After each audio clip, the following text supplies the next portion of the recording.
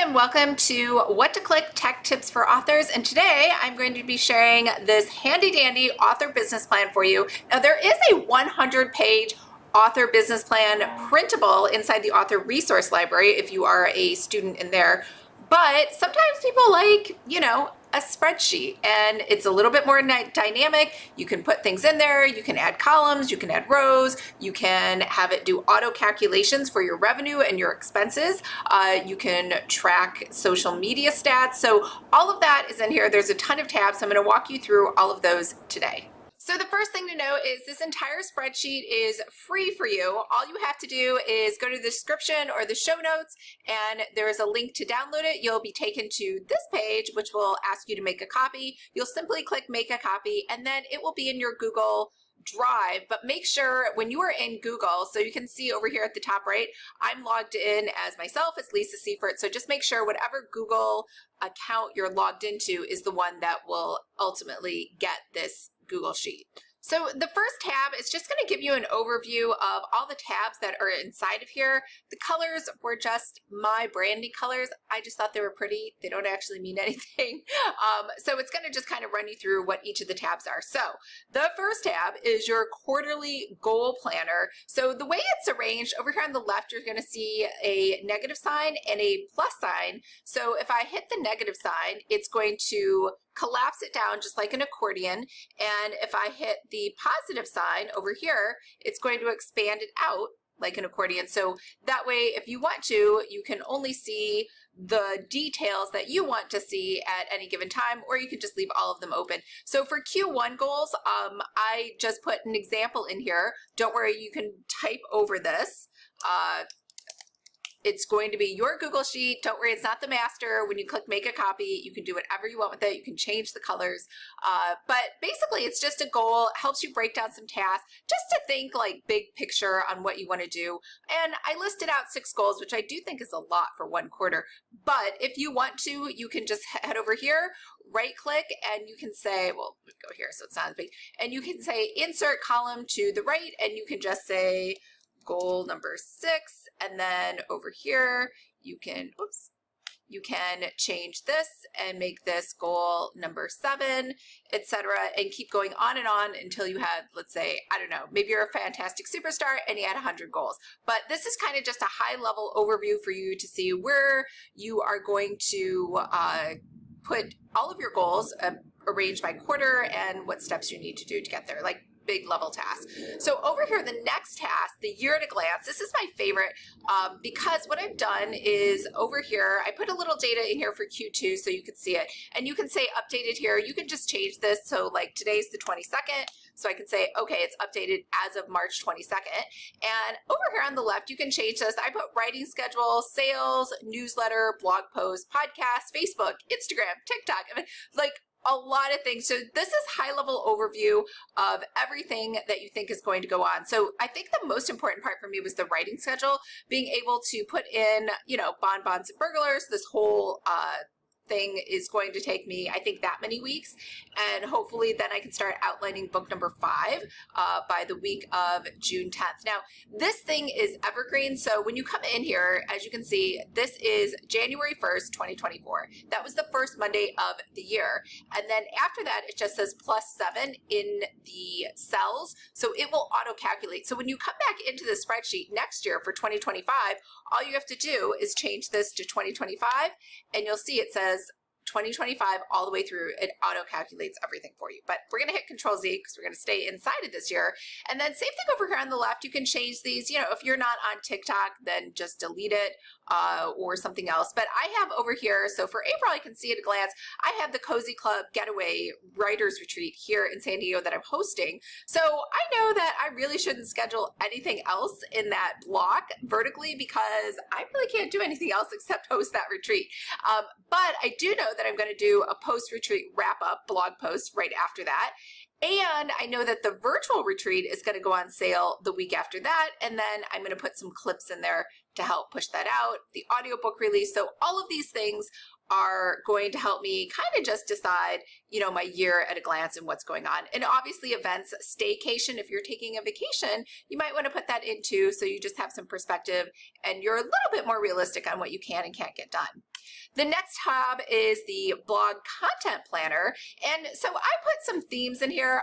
Obviously, you can change these around. I put romance, March is luck, April, spring cleaning, if you just need ideas on what to post. And over here, this is same thing on the left. It works with the little accordions. You have the plus to expand all the rows out, and then you have the negative to collapse them down. And you can tell over here the columns, the rows are numbered 8 to 17. So if you see 8 to 17, you know that 9, 10, 11, 12, 13, 14, all the way through 16 are hidden. And that's why you would want to press or click the little plus sign on the left.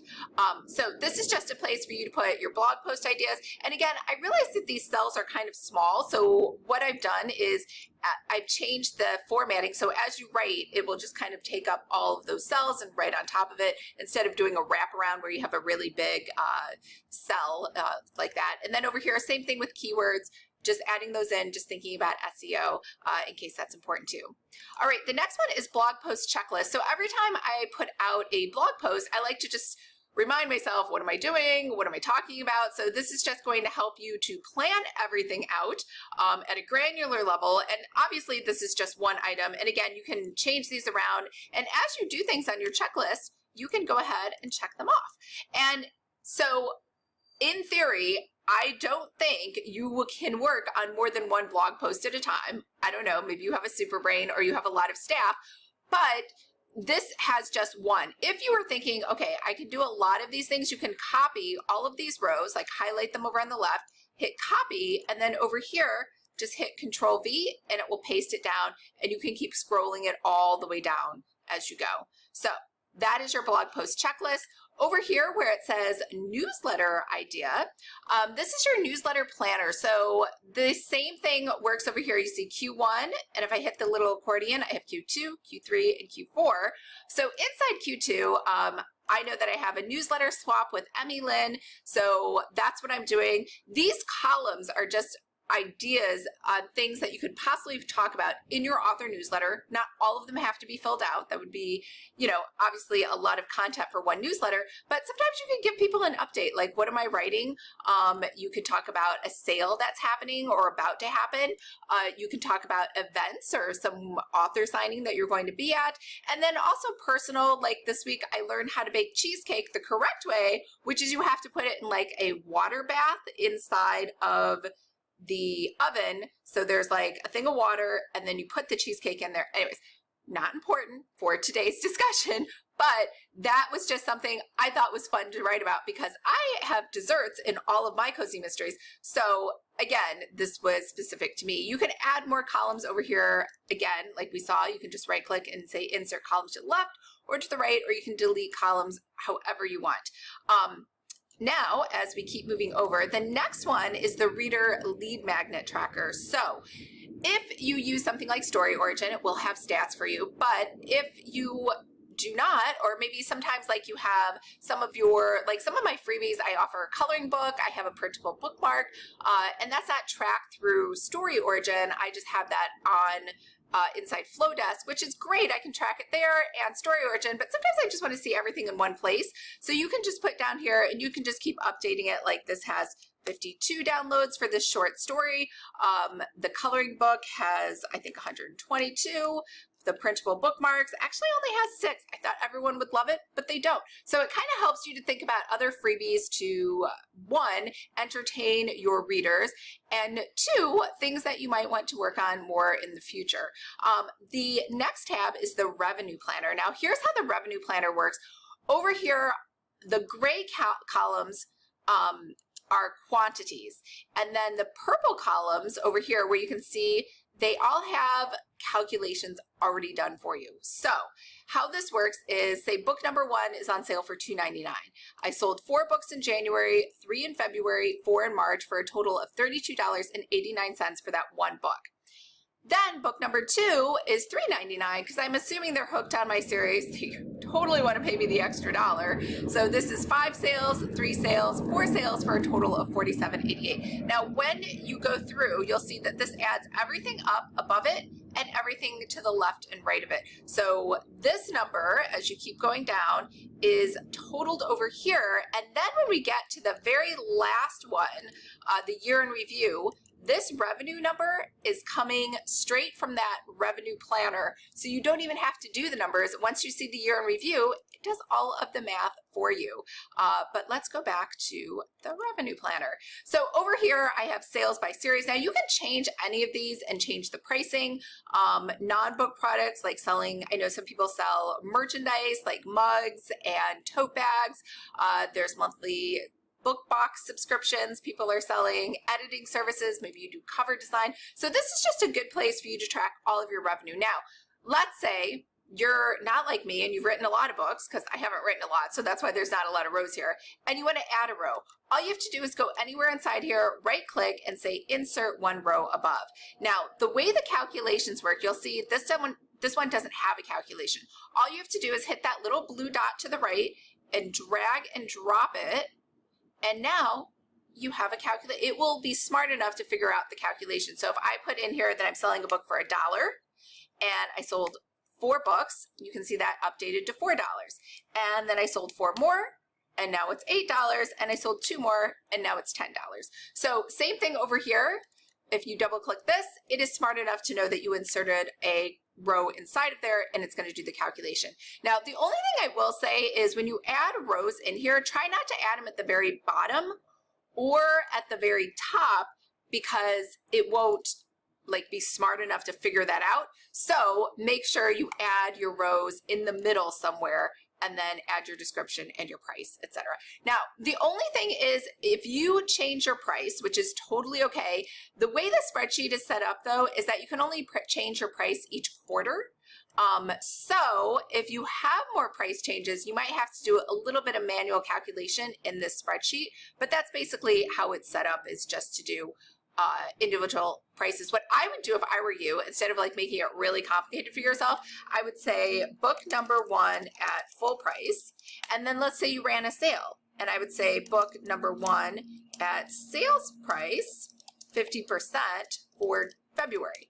And then you would know that you would have $0 there, and you would have 0 for March, and this would be half of, that would be what, $1.49. And then you would have all that information there in a separate line item. And that's how I would treat it, instead of trying to, make the spreadsheet more complicated. So hopefully that all made sense. Don't touch any of these.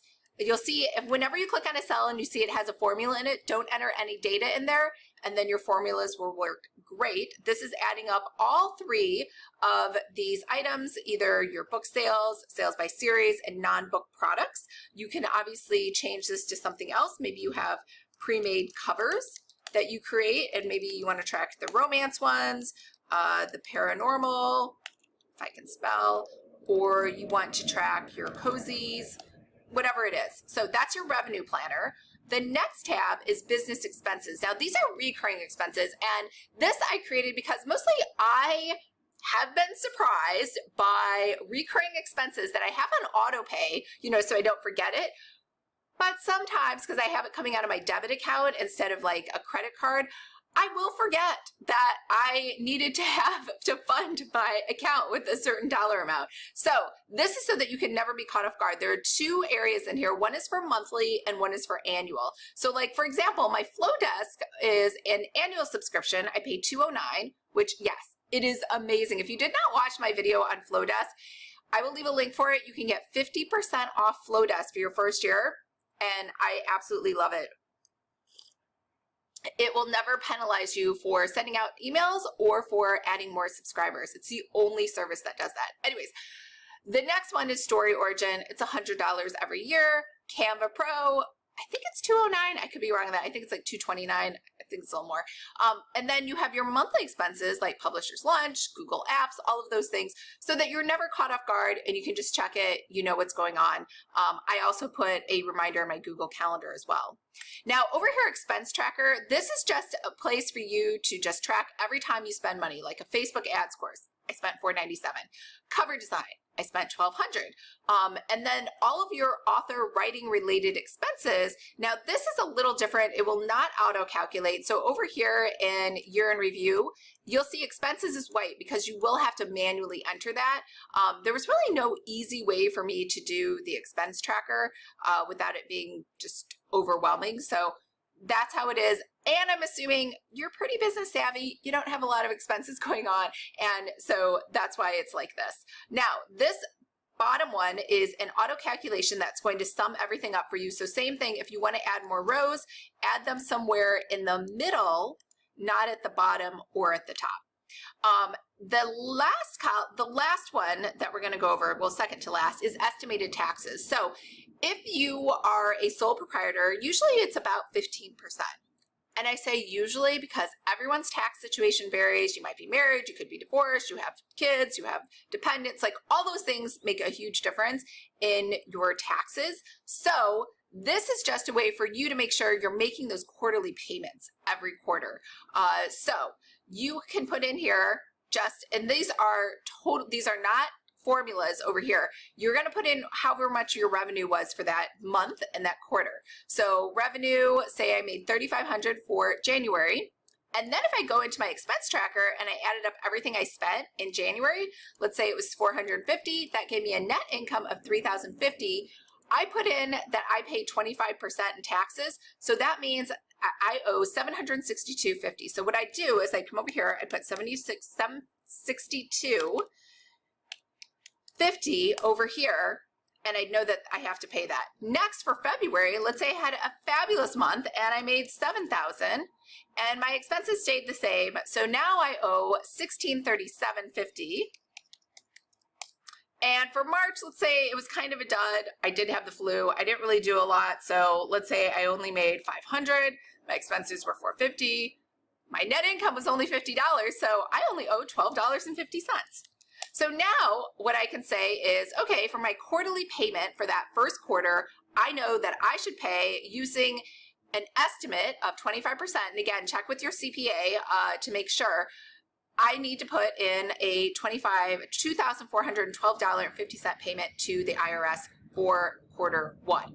And once I might pay that, I can mark it off. So this way, at the end of the year, you've never overpaid, you haven't underpaid, you're right about where you should be. And when you do your taxes, it should be a breeze. I know a lot of people get excited about tax refunds, but I really think it's better to get to zero.